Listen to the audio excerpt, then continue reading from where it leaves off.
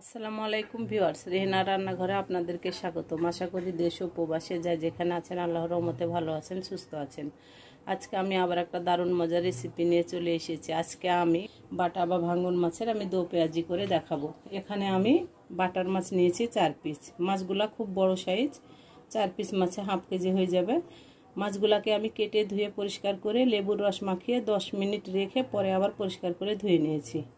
এবার আমি এখানে লবণ আর হলুদের গুঁড়া মাখিয়ে নেব। মাছগুলাতে আমি লবণ হলুদ মাখিয়ে নিয়েছি। এবার আমি মাছগুলা এক সাইডে রেখে দেব। চুলায় আমি কড়াই বসিয়ে দিয়েছি। এবার আমি দিয়ে দেবো তেল। এখানে আমি দিয়ে দেবো রেগুলার তেল, সয়াবিন তেল। আমি এখানে 1 কাপ তেল দিয়ে দিলাম। তেলটা ভালো করে গরম করে নিয়ে আমি ফিরে আসছি। তেলটা আমার ভালোভাবে গরম হয়ে গেছে। আমি 4 পিস মাছ একসঙ্গে ভেজে নেব। মাছ ভাজার জন্য চুলার হিটটা হাই রেখে মাছটা ভেজে নিতে হবে, যেন নিচে মাছ ধরে না যায়। তেলটা আপনি খুব ভালো করে যদি গরম করে নেন তাহলে মাছটা নিচে ধরে যাবে না। আমি মাছগুলা 5 মিনিট আমি ভেজে নেব। এপার 2.5 মিনিট, ওই পার 2.5 মিনিট। মাছগুলো আমি ভেজে নিয়ে ফিরে আসছি। তবে আমি ভেজে রান্না করছি, আপনারা চাইলে এটা কষেও রান্না করতে পারেন। মাছগুলা আমি উঠিয়ে নিচ্ছি। মাছগুলো আমি উঠিয়ে নিয়েছি। আমি এটাকে এক সাইডে রেখে দেবো। আমি যে তেলে মাছ ভেজেছি আমি সেই তেলে আমি মাছটা রান্না করে নেব। আমি দিয়ে দেব 3টি সাদা এলাচ, 2টা তেজপাতা। এটাকে আমি 20-25 সেকেন্ড টেলে নেব। আমি এবার দিয়ে দেব পেঁয়াজ কুচি। এখানে আমি বড় সাইজের 3টা পেঁয়াজ কুচি ব্যবহার করলাম। যেহেতু আমরা মাছের দু পেঁয়াজি করব, আমাদেরকে পেঁয়াজ কুচিটা অবশ্যই বেশি ব্যবহার করতে হবে। আমি এবার পেঁয়াজটাকে ব্রাউন কালার করে ভেজে নেব। পেঁয়াজটা আমি ব্রাউন কালার করে ভেজে নিয়ে আমি ফিরে আসছি। পেঁয়াজটা আমার হালকা সোনালি হয়ে গেছে। আমি এবার মশলাগুলো দিয়ে দেব। আমি দিয়ে দেব লবণ স্বাদ অনুযায়ী, দিয়ে দেব আদা বাটা 1 চামচ, রসুন বাটা 1 চামচ। আমি দিয়ে দেব টমেটো কুচি। টমেটো কুচিটা আমি এখনই দিয়ে দেব। আমি আদা রসুনের সঙ্গে আমি টমেটো কুচিটা ভেজে নেব। আমি একটা বড় সাইজের টমেটো কুচি দিয়ে দিলাম। আমি দিয়ে দেব অল্প করে পানি। 25 থেকে 30 সেকেন্ড আমি এটাকে ভেজে নিয়েছি। এবার আমি গুঁড়া মশলাগুলো দিয়ে দেব। আমি দিয়ে দেব ধনিয়ার গুঁড়া 1/2 চামচ, মরিচের গুঁড়া 1/2 চামচ, হলুদের গুঁড়া 1/2 চামচ, জিরার গুঁড়া 1/2 চামচ। আমি গুঁড়া মশলাগুলো দিয়ে দিলাম। আমি এবার গুঁড়া মশলাগুলোকে প্রায় 2 থেকে 3 মিনিট আমি কষে নেব।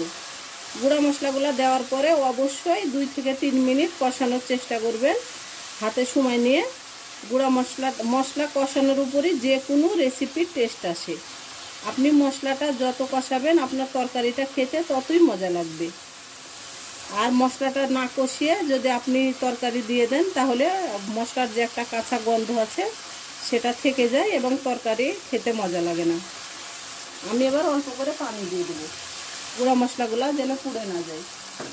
গুঁড়া মশলাগুলো আমি 2 থেকে 3 মিনিট আমি কষিয়ে নিয়েছি। দেখুন আমার তেলটা উপরে ভেসে চলে এসেছে। আমি এবার পানি দিয়ে দিলাম। আমরা যেহেতু দু পেঁয়াজি করব, আমরা পানিটা অত বেশি ব্যবহার করব না। আমি এবার ঢাকনা দিয়ে ঢেকে আমি মশলাটার আমি বলক উঠিয়ে নেব। আমি মশলাটার বলক উঠে গেলে আমি ফিরে আসছি। আমি এবার ঢাকনাটা উঠিয়ে নেব।